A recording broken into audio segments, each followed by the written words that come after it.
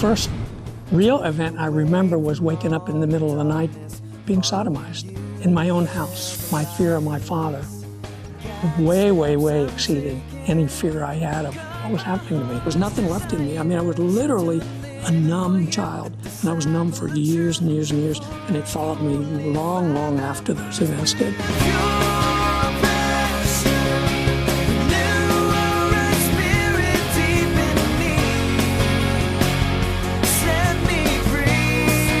You know, people talked about God as Father. Well, you know, I look back at the priest who was a father and the two priests who were a father, my father, and I say to myself, you know what? That's not a relationship I want any part of. Welcome to Pure Passion. My name is Jonathan Daugherty, and I'm your host for today's program. Sadly, over the past decade or so, we've been subjected to a continual litany of reports about the sexual abuse of children by Catholic and Episcopal priests and other clergy. And for most people, there is no betrayal of innocence more difficult to fathom. We simply don't want to believe that it's true, and so we turn our eyes away from those who've suffered such unspeakable horror. We tell them it can't be true, or if it is true, that somehow it must be their fault. We minimize and lie to protect our institutions and choose to pretend it isn't happening. Today, however, we're going to look that truth straight in the eye as we hear from a man whose heart and soul were torn to shreds by this most devastating of criminal acts. His name is Tom, and he wants to be heard. He wants you to know what happened to him so that this doesn't keep happening to young children and teenagers, so that the perpetrators are removed from their positions of authority and properly penalized for their crimes. And most of all, he wants you to know what happened to him so that survivors of such abuse can find hope in the power of God to transform great tragedies such as his into something powerful and redemptive. Let's all learn from Tom's example of courage and his continued faith in God. I think the first memory I have of my father was he accused me of stealing a nickel off my mother's dresser. And my punishment was he gave me a cardboard box, told me to put all my things in it, and he threw me out of the house. I was 5 years old. And I sat on the back steps and cried, seemed like forever, until my mother let me back in without any, you know, we love you, anything at all like that. The message was, don't make your father angry.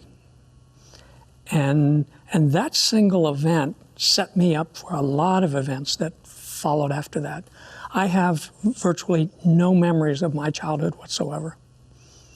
And every once in a while, a little piece will come back. And a lot of the pieces that come back are all built around abuse and abusive events in my life.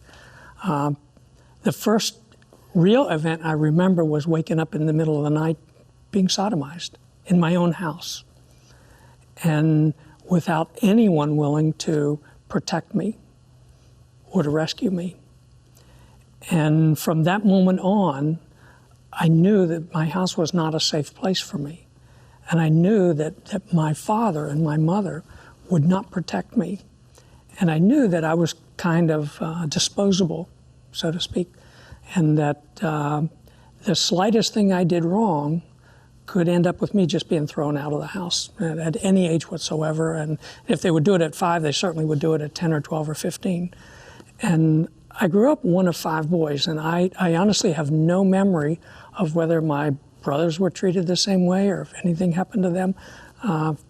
It's just a complete blank, that entire period of my childhood.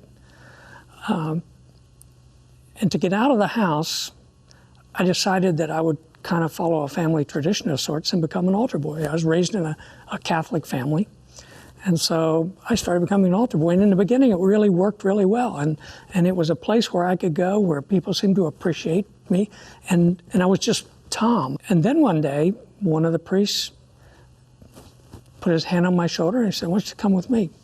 And we walked back into the rectory, and as we walked back into the rectory, I'm thinking, holy cow, I mean, this is just incredible.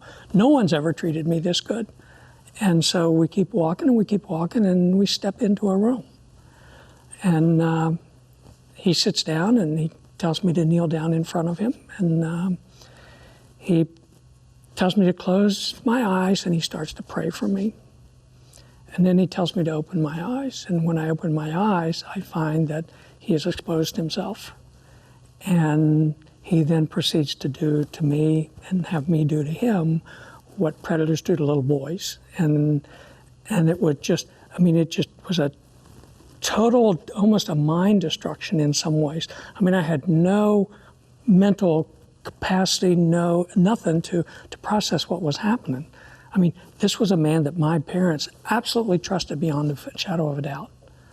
Okay? A man that my mother had times had said, I want you to be like him. I want you to go into the priesthood and be like him. And so this process went on for a long period of time. I can't tell you exactly how long. Until one day we were in that room and another priest walked in. And the two of them essentially ganged up on me and raped me and forced me to perform oral sex on them. And this went on for a considerable period of time. The two of them, if you stop and just think about what happens to a little boy, and a little boy who has no concept of what's really happening to him, who sex is not even a word in his vocabulary at that point, who's interested in playing ball. And you've got all this stuff going on. And it really stops your growth emotionally. It stops any sense of feeling that you have, because over time, as it happened over and over again, I just shut down. And I'd be in that room and all these things would be going on. My mind would be a million miles away somewhere. And when it was over, my mind would come back and I would walk home. I reached a point where I had no tears left. I didn't scream. I didn't react at all. I just did what I was told. There was a time when I tried to rebel and not do it. And the priest went to my mother. And he said, Thomas is just not doing what he's told at church. And that's not good. And so she took me aside, and in no uncertain words, she said to me, you do exactly what you're told at church, and exactly what Father tells you to do, or you're going to have to answer to your dad. And to be honest, my fear of my father way, way, way exceeded any fear I had of what was happening to me. How horrible is that? And so this went on for an extended period of time.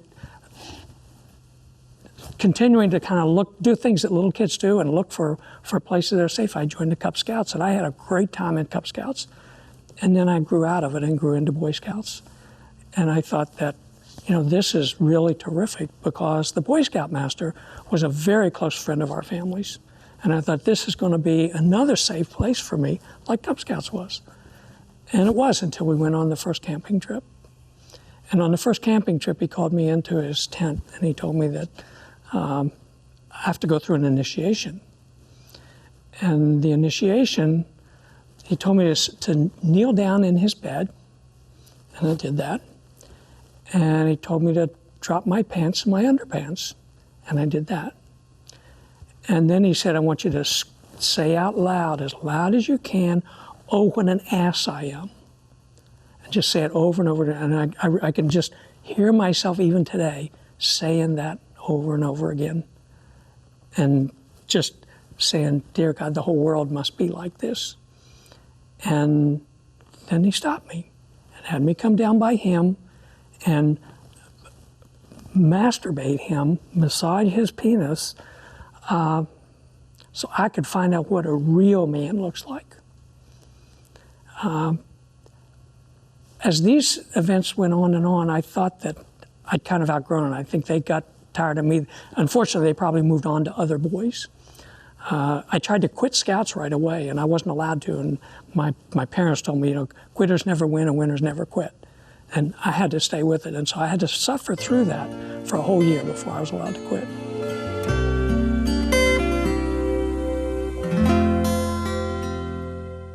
I thought it was all over until I walked home from school one day.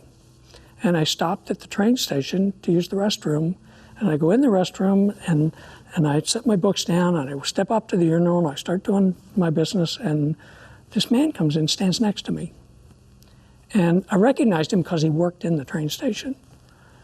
And the next thing I know, I'm getting ready to zip up my pants and leave, and he reaches over and he puts his hand on the back of my head and proceeds to push my head down and makes me fondle his penis, and then he rubs it on my face.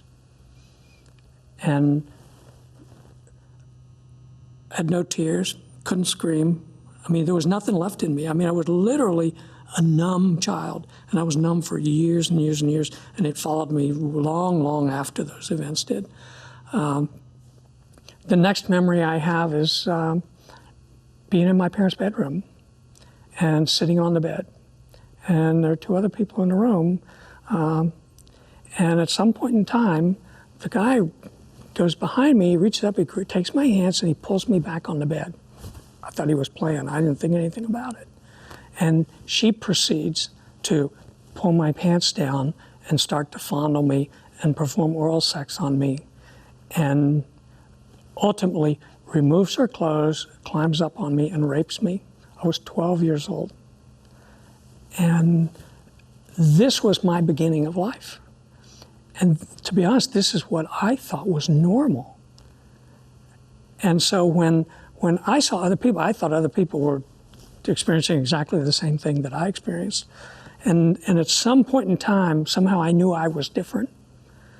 And I thought, gee, there's something wrong with all those other people. And, you know, they're how they live, there's something wrong with it. And it took me a long time to figure out that it was me and that I was really the one that had all the problems. And I mean, I had nightmares. From the very first event, I had nightmares forever. And I had nightmares until I was in my early 50s. And I was sitting on the bed with my wife and my daughter in Boulder, Colorado, watching the news. And I still get goosebumps when I think about it. They came on and they interviewed a man by the name of Frank Fitzpatrick. And maybe I owe my life to Frank Fitzpatrick because he was the first person that I'd ever heard talk about being sexually abused as a man, but being sexually abused by a priest out loud. And he was sexually abused by Father James Porter in the Boston area. And the story of Father James Porter covers a lot of territory because he abused an awful lot of kids. I listened to that interview, and about halfway through it, I looked over to my wife and I said, I understand everything now. I understand the nightmares. I understand I mean, it was like someone flipped a switch and opened the drapes, and I could see how my whole life began and what it was all made of. Up until then, and I don't know how this happens with a kid, but I went through periods where I knew what was happening to me. I went through periods where I went numb and I just completely shut down when any of this stuff was going on. And I went through periods where I knew it had happened to me, and then I just completely blocked it out of my mind.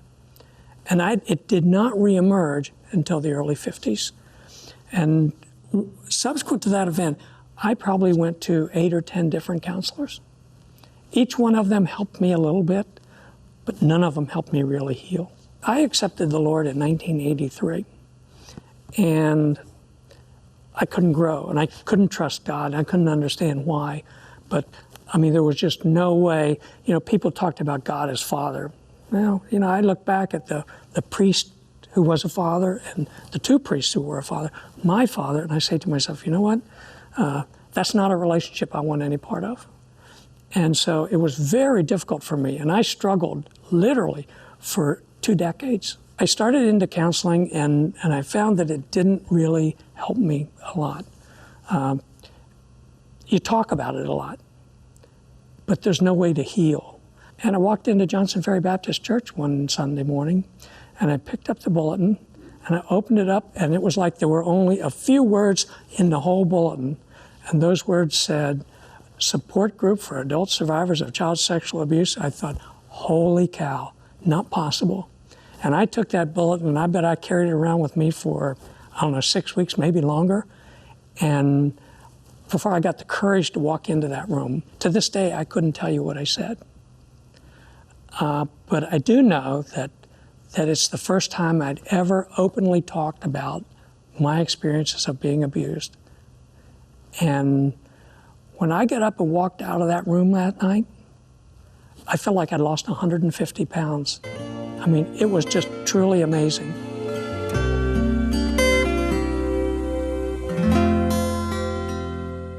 You have a lot of fears as you transition through this life with the abuse. And you have the fear that you're going to be homosexual. You have the fear that you are homosexual. You have the fear that you're really damaged goods and no one will ever want you. You have all these things percolating inside of you, and you try to sort it out. I had a scholarship, an appointment to the United States Naval Academy. I went for 1 year. There just was no way in the whole world. I didn't even understand what had happened to me at the time. There was no way in the whole world I could stay in a place that was 99.9% men, and men had absolute control over me. And I mean, it was just, I almost self-destructed there because I just couldn't be there, so I left. So I think for me, homosexuality was not going to be a reality because I was scared to death of men. And I've even noticed as I've gone through my career that there have been people who would walk into a meeting or a room when I'm an adult, I'm 30, 40, 50 years old, and instantly the hair on the back of my neck would go up, and it would alarm me, and I would never understand why.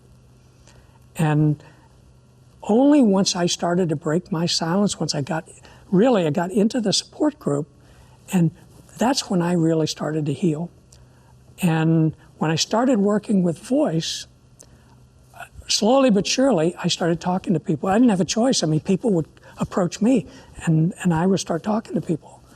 And I got over some of the early experiences. One of the first experiences I had was at a fundraiser for voice. And I go to this fundraiser, and I'm looking, it's a silent auction, I'm looking at some of these things, and a lady walks up beside me, and she starts talking to me, and we talk about the stuff on the table, and she said, "Gee, how do you know Angela?" And I said, "Well, I met her at the support group at Johnson Ferry for adult survivors of child sexual abuse." You would have thought I told her that I had the Ebola virus. She could not get away. This is a person at a fundraiser for the issue. She could not get away from me fast enough. I took a high school friend. I had a high school friend. She and I have been friends. I'm 68 years old. She and I have been friends maybe 65 years. I mean, we know each other really well. We went through a lot together when we were growing up. I sent her a copy of Angela's book. And in it, I put a letter, and I explained to her the things that happened to me. Her response was to send me a note and say, "I want you to know I burned the letter, and I've sent the book back to you." What a terrible story. And I thought, you know, she's ashamed to have that in her house. She's ashamed for somebody to see it. I struggled a lot with God. I struggled with the whole idea that I could trust anyone, even God. I look back at all the events and all the things that happened to me, and the men of God, the people that I should have been able to trust absolutely completely without any hesitation, were so evil that I said, "Are these God's people?" And so I struggled and struggled, and I ended up bargaining a lot with God. You know, you protect me from this moment, and I'll do this for you. And I never got protected from the moment. And all the things continued to happen. And I don't think I really started to trust God until I freed myself from all the guilt and all the shame. And I started looking back, and I said, God didn't do this to me. I have a free will, and I can make choices. Those people have free will. They can make choices, and they made a choice to do things to me. God didn't make that choice for them, and I didn't make that choice for them. And the more I struggled, and at the same time I was struggling with Catholicism and having been raised a Catholic, and I started to see this earn your way to salvation mentality. And I'm saying, that's really not what this is all about at all. And when I accepted the Lord in '83, I did it with all the sincerity in the world. And I've had wonderful men try to mentor me, and I never felt anything close to like an equal. And until I got into the environment with voice, and I have people around me, maybe for the first time ever in my life, excluding my family, who live their faith, who I can watch model the love of God, who I can watch model using spiritual guidance to make decisions. I mean, it was a real eye-opener for me. And I really don't have any relationship with my brothers at all. And God has replaced them in my life with just an extraordinary group of strong, faithful Christian men and women, including men for me, and that's really a first. And there's a lot of work more to be done in me, and I don't have any hesitation about that at all. But God has done a miracle in me. The fact that I'm here today is a miracle. The fact that I speak openly about this is a miracle. And that's how God has been changing me, one day at a time, one event at a time. And I mean, it's incredible. The people that come around me, the fact that I can use those experiences of my childhood, it's incredible. I mean, I talked to a lady day before yesterday. I got an email from her, and she said, you know, I'm sitting here, I've just finished reading your book, and I'm in absolute tears. You're an inspiration to me to not just survive, but to heal and have victory over what I've been through. How incredible is that? I mean, the goosebumps again. I mean, that's what my life is meant to be. I mean, I've had some real incredible professional experiences. And I mean, I was president of the company that got a drug to market that was a treatment for breast cancer and ovarian cancer when there was nothing. And if our little company hadn't done it, no one would have been able to. I thought that was the piece de resistance of my career until I started doing this. And there's no feeling, I mean, you go through that, you get an email like that, and you say, you know, God just reminded you why you do it, and then he knows you're doing it, and he's on your side. I mean, they're just incredible feelings. Tom's story is not unique. There are millions of men like him who need the power of Jesus Christ in their lives for healing, hope, and a future. Don't be afraid to share Christ with your loved one who is sexually abused, male or female. Yes, they may be angry with God and resist at first, but once they begin to experience His love for them, that anger will be redirected to the true cause of their abuse, and the healing of their relationship with God can begin.